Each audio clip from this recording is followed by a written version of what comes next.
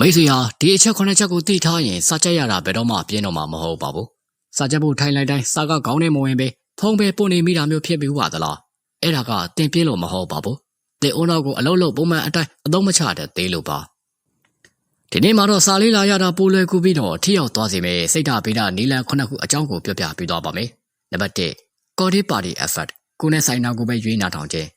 ပါတီပွဲတစ်ခုမှာစူညံနေပြီးမဲ့တယောက်ကကိုယ့်နာမည်ကိုခေါ်လိုက်ရင်ချက်ချင်းကြားလိုက်ရတယ်လို့မျိုးပါအသုံးချဖို့စာချက်တဲ့အခါအလုံးမချက်ပါနဲ့အဲ့ဒီစာကကိုဘဝနဲ့ဘယ်လိုသက်ဆိုင်တယ်လဲဆိုတာတွေးကြည့်ပါဥပမာစီးပွားရေးအကြောင်းသင်နေရင်ကိုကြိုက်တဲ့ idol ရဲ့လက်မှတ်ဈေးတွေဘာကြောင့်တက်နေလဲဆိုတာနဲ့နှိုင်းယှဉ်ပြီးတော့လေ့လာပါကိုနဲ့သက်ဆိုင်လာပြီးဆိုတာနဲ့အုံနောက်ကအဲ့ဒီအချက်လက်ကိုပုံမှတ်မိသွားပါလိမ့်မယ်နံပါတ်2 Spotlight Effect အာယုံစူးစိုက်မှုကိုမီးမောင်းထိုးခြင်းအုံနောက်ရဲ့အာယုံစိုက်မှုကဇက်ခုံပေါ်ကမီးမောင်း Spotlight လို့ပါပဲတခါမှမင်းသားတယောက်ကိုပဲလင်းပေးနိုင်ပါတယ်အသုံးချဖို့မာရီအက်စကင်အလုပ်တွေအများကြီးပြိုင်လုပ်တာကိုရှောင်ပါပိုမိုဒိုရိုတက်ခနစ်ကိုသုံးပါ25မိနစ်ကိုစာတစ်မျိုးတည်းပဲလေအာယုံစိုက်ပြီးတော့9မိနစ်အနာယူပါ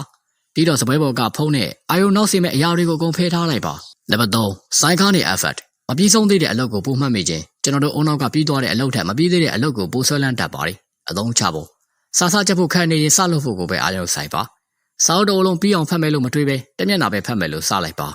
တခါစမိသွားပြီဆိုရင်အုံနောက်ကအဲ့ဒီအလုပ်ကိုအဆုံးသတ်ခြင်းနဲ့စိတ်ကြောင့်ဆက်လုပ်ဖြစ်သွားပါလိမ့်မယ်နံပါတ်4 Spacing Effort အချိန်ချပြီးတော့လေ့လာခြင်းတညာလုံးအေးပြက်ခံပြီးတော့စာချက်တာတဲ့အချိန်ခွဲပြီးတော့ကြက်တာကပို့ပြီးတော့ထိရောက်ပါတယ်အသုံးချဖို့အချက်လက်တွေကိုတစ်ထိုင်နဲ့အကုန်ကြက်မဲ့အစားဒီနေ့ကြက်ပြီးရင်နောက်နေ့ပြန်နှွေးပါပြီးရင်3ရက်အကြာတစ်ပတ်အကြာစသဖြင့်အချိန်ချပြီးတော့ပြန်ကြည့်ပါ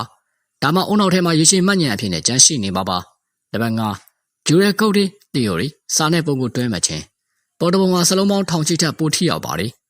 အသုံးချဖို့စာကိုစာသားအတိုင်းပဲကြက်မဲ့အစားပုံတွေမိုင်းမှတ်တွေဒါမှမဟုတ်အယုတ်လေးတွေဆွဲပြီးတော့မှတ်ပါအုံနောက်ထဲမှာစာသားရောပုံမှာတွဲမှတ်ထားတဲ့အတွက်မှတ်ဉာဏ်ကနှစ်ဆပိုကောင်းစေပါတယ်နံပါတ်6 Self Reference Effort ကိုဥပမာပေးခြင်းလူတွေကကိုအကြောင်းနဲ့ပတ်သက်လာရင်ပုံမှတ်မိတတ်ကြပါတယ်အသုံးချဖို့စာထဲကအကြောင်းအရာတွေကိုကိုဘဝထဲကအတွေ့အကြုံတွေနဲ့နှိုင်းယှဉ်ပြီးတော့ဥပမာပေးပါဥပမာသီးခံခြင်းဆိုတဲ့စကားလုံးကိုမှတ်ချင်ရင်ငါအလုပ်ထဲမှာအဆင်မပြေတာကိုသီးခံခဲ့တော့ကဆိုပြီးတော့ကိုနဲ့တွဲမှတ်လိုက်ပါနံပါတ်9 Content Dependent Memory ပတ်ဝန်းကျင်နဲ့မှတ်ဉာဏ်စာချက်တဲ့နေရာနဲ့စာပြန်ဖြေရမယ့်နေရာတူနေရင်ပုံမှတ်မိတတ်ပါတယ်အသုံးချဖို့စာမွေးပွဲဖြေရတော့မယ်ဆိုရင်စာမွေးပွဲခန်းနဲ့တူတဲ့တိတ်ဆိတ်တဲ့နေရာမျိုးမှာလေ့ကျင့်ပါဒါမှမဟုတ်နေရာအမျိုးမျိုးပြောင်းပြီးတော့ချက်ပါဒါမှဘလို့အခြေအနေမျိုးမှာမဆိုစာကိုပြန်သတိရလိုက်နိုင်မှာဖြစ်ပါတယ်ဒီနည်းလမ်း9ခုတည်းကကိုနဲ့အဆင်ပြေမဲ့တစ်ခုကိုအရင်ဆုံးစမ်းသုံးကြည့်ပါစာလေးလာတာဟာပင်ပန်းတဲ့အလုပ်မလုပ်ပဲဒီစနစ်မှန်ရင်ပြောဖို့ကောင်းတဲ့အလုပ်တစ်ခုဖြစ်လာပါလိမ့်မယ်အားလုံးပဲအောင်မြင်ကြပါစေဒီဗီဒီယိုလေးကမိတ်ဆွေတို့အတွက်ကြိုးစုံတရားဖြစ်တော့နေဆိုရင်တော့ကျွန်တော်တို့ရဲ့နေလေးအနာလေးမဲ့ channel လေးကိုလည်း like and subscribe လေးလုပ်သွားပြီးဖို့မမေ့ပါနဲ့အဆုံးကြည့်ပြီးကြကြတယ်တယောက်ချင်းစီတိုင်းကိုကျေးဇူးထူးပဲတင်ရှိပါရစေများ